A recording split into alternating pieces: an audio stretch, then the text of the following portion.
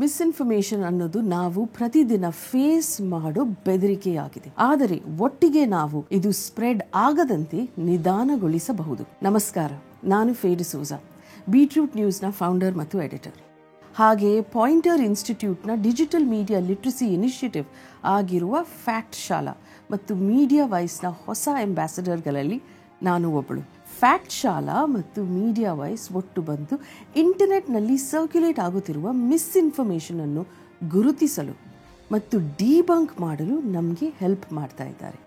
ಜರ್ನಲಿಸ್ಟ್ಗಳಾದ ನಾವು ನಿಮಗೆ ಇನ್ಫಾರ್ಮೇಷನ್ ಅನ್ನು ವೆರಿಫೈ ಮಾಡುವಾಗ ಫ್ಯಾಕ್ಟ್ ಚೆಕಿಂಗ್ನ ABC ಎಂಬ ಕೆಲವು ಸಲಹೆಗಳು ಬಳಸಲು ಶೇರ್ ಮಾಡ್ತೀವಿ.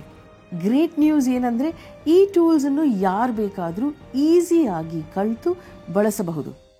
ಹಾಗಾಗಿ ಫ್ಯಾಕ್ಟ್ ಶಾಲಾ ವೆಬ್ಸೈಟ್ ಮತ್ತು ನಮ್ಮ ಯೂಟ್ಯೂಬ್ ಚಾನೆಲ್ ಅನ್ನು ಖಂಡಿತ ಚೆಕ್ ಮಾಡಿ.